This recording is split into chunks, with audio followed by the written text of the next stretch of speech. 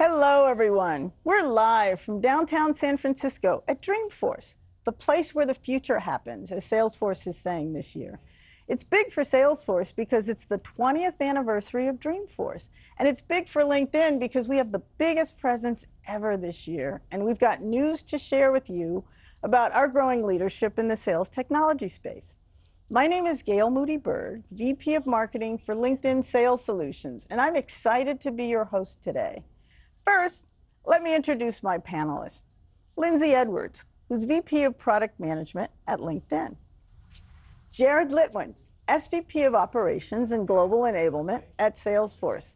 And Jenny Tran, Director, IT Product Management at Salesforce. Here at LinkedIn, we like to kick things off with a little icebreaker, which is we always ask our guests, what is something that's not on your LinkedIn profile? So Jared, let's start with you. What's not on your profile? Well, thank you, Gail. Great icebreaker. I just want to thank yourself and the LinkedIn team for hosting us here today for the panel. It's really great to be here. The 20th Dreamforce, it's really the biggest family reunion, maybe in software history, so it's really fun.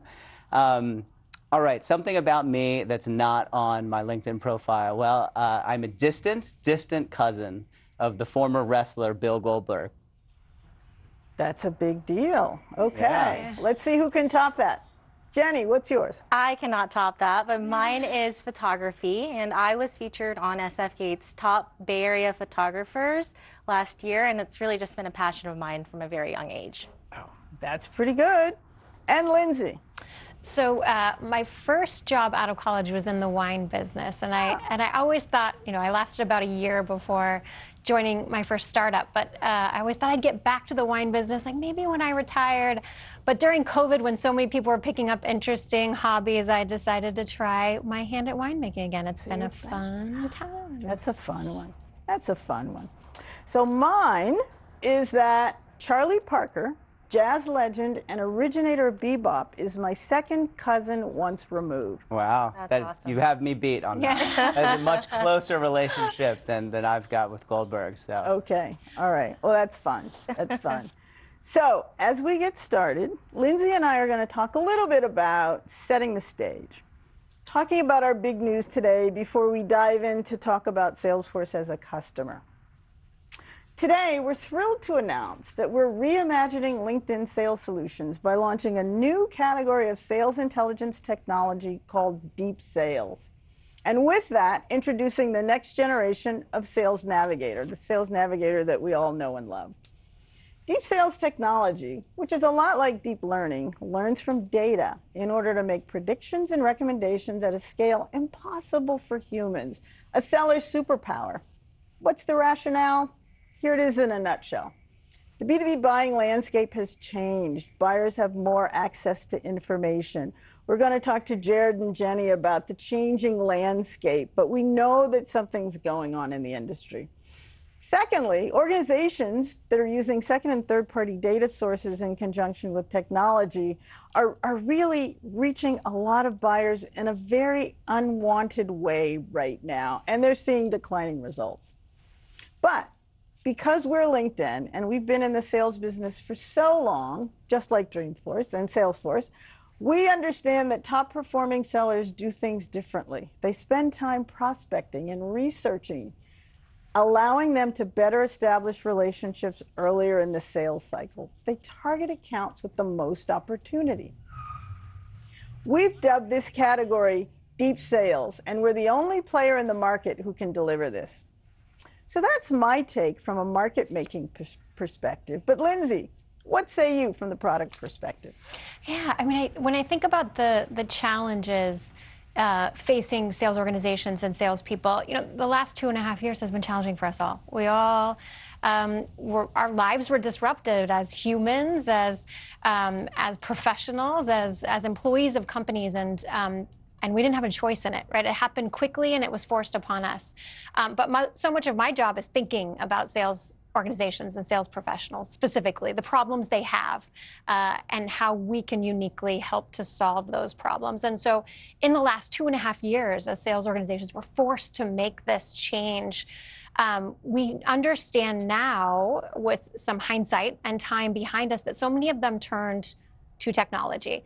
And I think that was a reasonable decision at the time, but now what we understand is that, you know, this move towards helping salespeople scale actually allowed them to go broad, but kept them quite shallow in terms of their ability to establish meaningful relationships with buyers. And we really think the future looks different than that. We think it's about deep relationships, deep data, deep insights, and that LinkedIn has a very unique way of helping sales organizations through this next era of change. So Lindsay, what features are coming up that you're really excited about? Yeah, I mean, there's a lot, but let me pick two for the sake of time. So shameless plug here, I did write a blog post on LinkedIn last week around buyer intent. So if you haven't had a chance to check it out, I encourage you to do so. But we really at LinkedIn believe that buyer intent is going to change the way that companies market and sell. And the reason that we believe LinkedIn can do this very uniquely is we have two key assets. We understand the identity of professionals at a massive global scale, but we also understand their behaviors. People come to LinkedIn with a lot of different intents and purposes. And so they're going to come, they're going to engage with their feed, perhaps visit profiles, engage with content ads from companies. From the marketing side. That's exactly right. That helps us learn about their intent behind what they're doing and help connect them to marketing and sales who may be, you know, looking for prospective buyers in a particular space. So that's really about buyer intent, our play there. We have always said it is truly the magic between CRM data and LinkedIn data that takes that to the next level. I think that's never been true. More true than now, and as we move forward. So lots more to come there.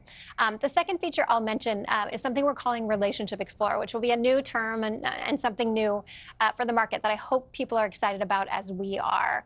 Again, I mentioned LinkedIn understands professionals at a scale that no other company on the planet does.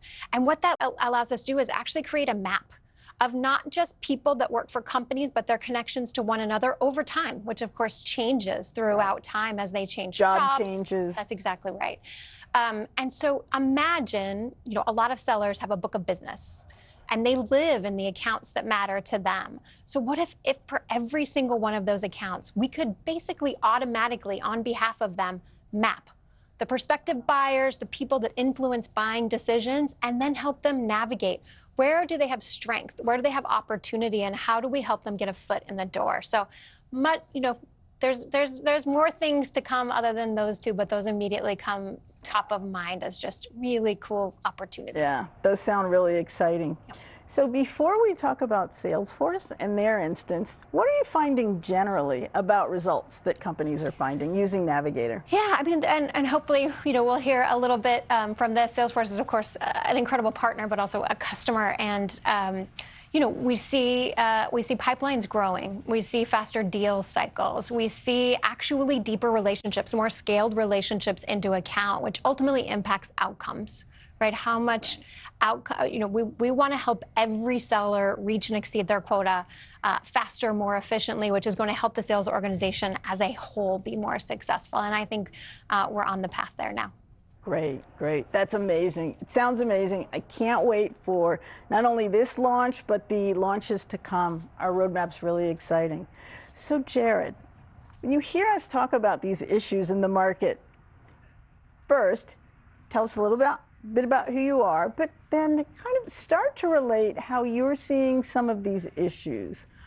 So first, tell us a little bit about yourself, but just want to dive right in and say, what are you seeing? Just what we're saying ring true for you?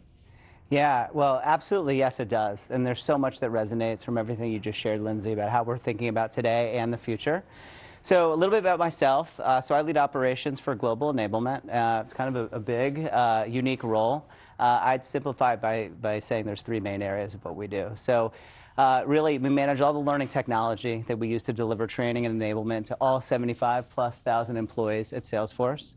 Also, all the end-to-end processes of how we actually run and manage the enablement organization, and also all the vendors where we buy or build training that we deliver, to all shapes and sizes of employees.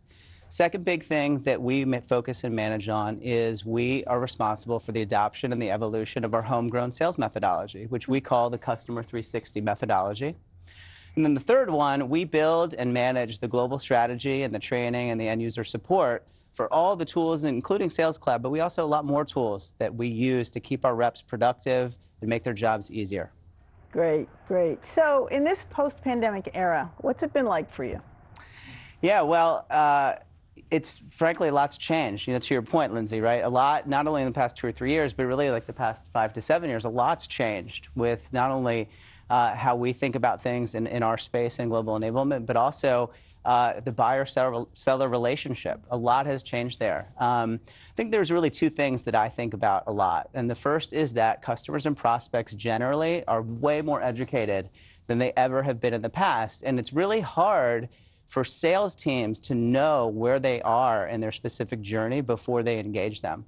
And for us, it's really, I'll give you a good example. Like, obviously, there's so much things happening in the economy. There's government unrest. There's labor shortages, supply chain issues, all sorts of weird things happening. And companies today, they need solutions and products that are going to help them grow, right? But do it in the most efficient way possible. So what that does for us is we need to think differently about how we engage at different parts of that journey based on how educated they are, because they bring a very specific point of view of how they want to do that. And that means we need to think differently about how we drive value. Yeah. So in my experience, Salesforce has always been the master of CRM, of outreach, of doing it in a way that's really reactive, very quick turnaround, inquiry to response. But how are you rethinking your organization? What sorts of changes are you making as you think about building the organization of the future?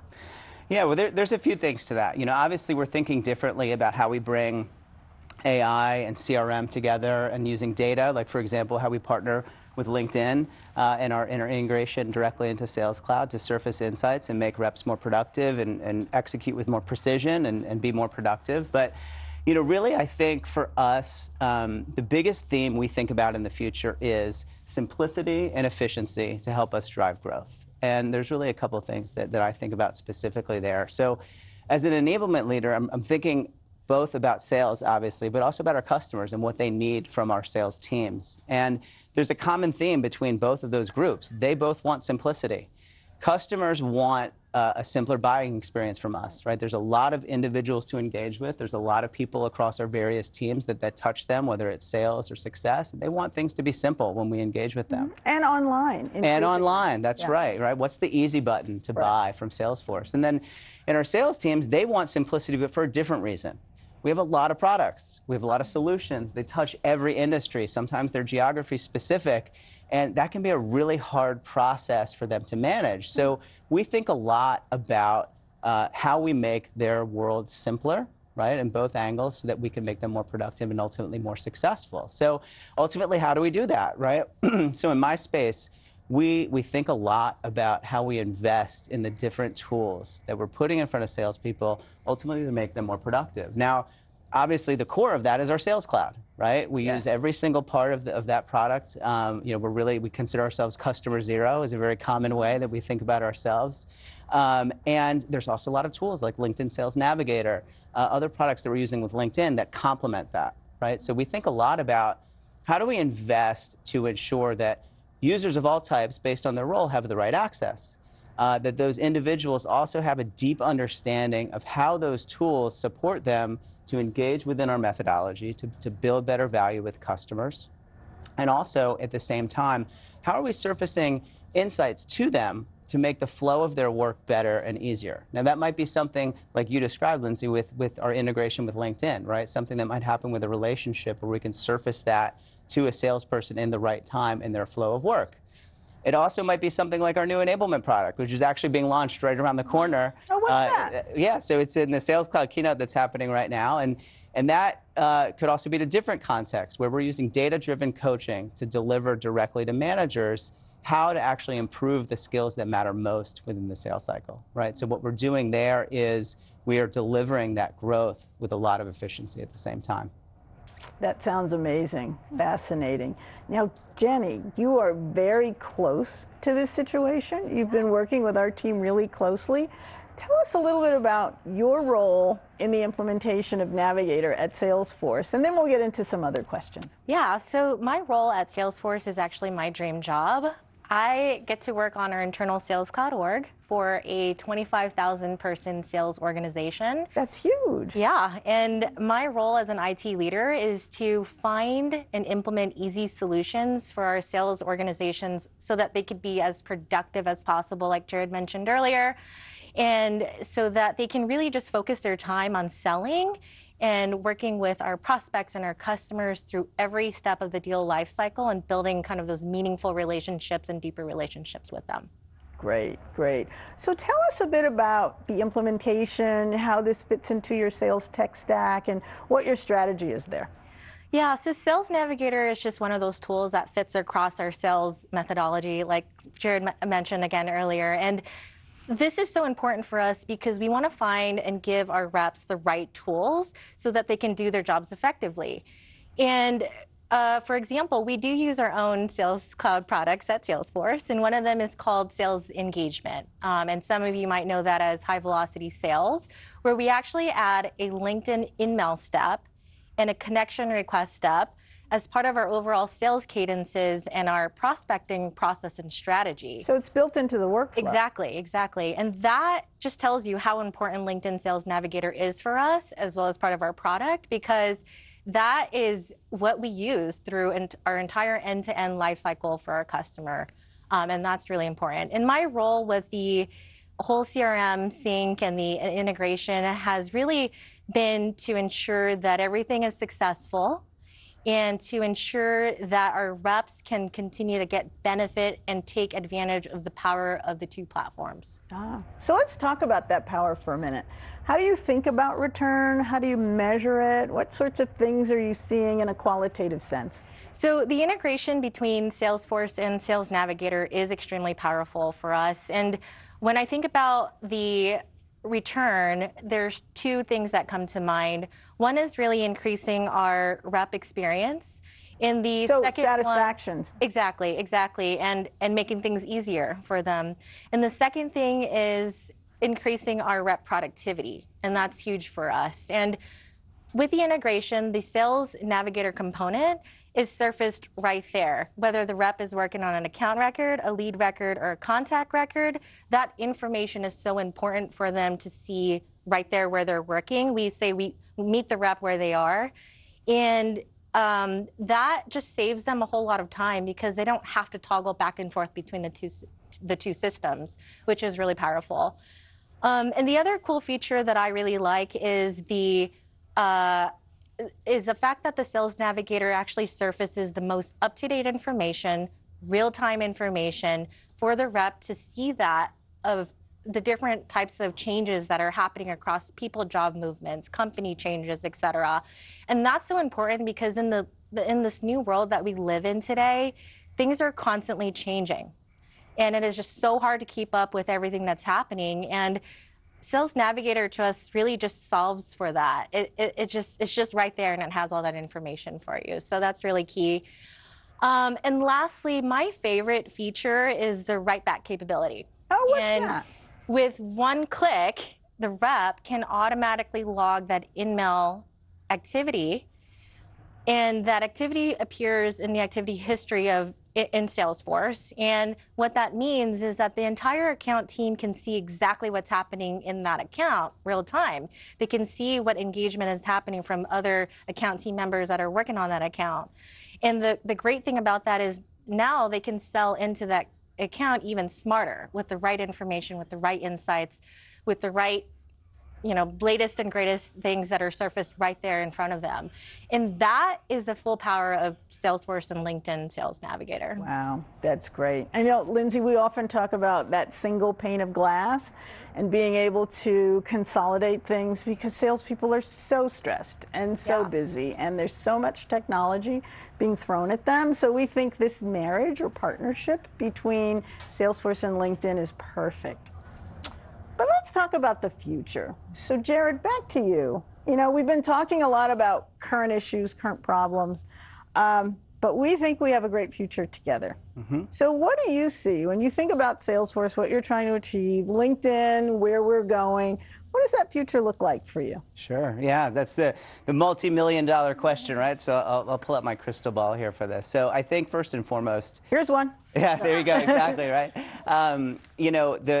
Just how much we value the partnership. It's so strategic for both of our organizations. It really is, I think, a very unique opportunity when you think about the intersection between the Salesforce Trailblazer community, our customers, the LinkedIn community, and how those things intersect is such an amazing opportunity. And I'll tell you what I mean by that. So, for example, like when we're using LinkedIn to market, to try and get people to either attend Dreamforce Live in person, or maybe they're going on Salesforce Plus to watch the event and streaming live from their homes or their offices, those people who we market to using LinkedIn, later today, maybe next week, maybe in a month, we're selling to them using LinkedIn Sales Navigator.